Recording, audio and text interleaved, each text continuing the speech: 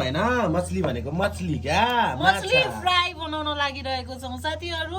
अब तपाईँहरूले चाहिँ मछली फ्राई कसरी गर्नुहुन्छ, हामीले चाहिँ यहाँनिर मछली काटेर अनि त्यसपछि यहाँ टक्क लाएर बेसन अदुवा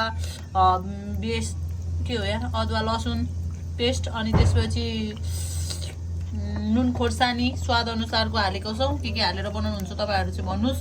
हामीले चाहिँ यस्तै यस्तै हालेर बनाउँछौँ। अब फ्राईको भिडियो पनि म तपाईँहरूलाई देखाउनु छुटाउनै नहुने सर्स्यौँ बेसन यस्तै यस्तै कुराहरू हुँदो रहेछ होइन। अनि त्यसपछि यो पिस पास पारेर हालेको छ।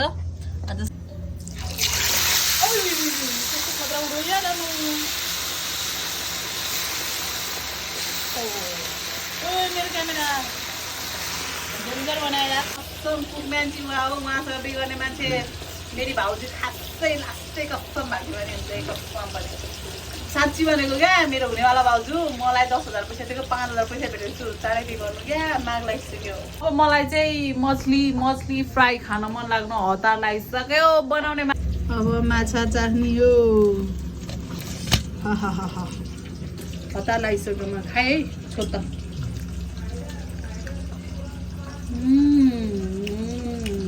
म माछा नखाने मान्छे कस्तो माछा लबर भइसक्यो। अब दाजुले खाएको कस्तो बनाउन जान्नुपर्छ बनाउन जान्नुपर्छ हो म त मसला पुग्दैन कि त्यहाँ मसला त हाल्छ कसरी यसो फ्राई गर्ने गऱ्यो भने होटलको के गरेर हुँदैन ल तपाईँलाई फ्राई गर्न अलिक ठिकै हुँदैन कि हतारमा धेरै धेरै पकाउनु नि त होइन। ल साथीहरू राम्रले पकाइदिनु ल कोकोले नतेर राम्ररी पकायो भने मिठै हुन्छ माछा। ल साथीहरू बनाउन नि सकिन्छ ल साथीहरू ग्रेभी फ्राई सबै बनाउनको लागि चाहिँ आनन्दसँग ढुक्कसँग पकाएर खुवाउने गर्नु चाहिँ होटल लाइनको मित्रहरू आदरणीय के अरे अग्रसरहरू है। अब तपाईँहरू डेन्जर कुकहरू त हुनुहुन्छ तर पनि हाम्रो साधारण सुझाव। Thanks for watching. मिठो छ।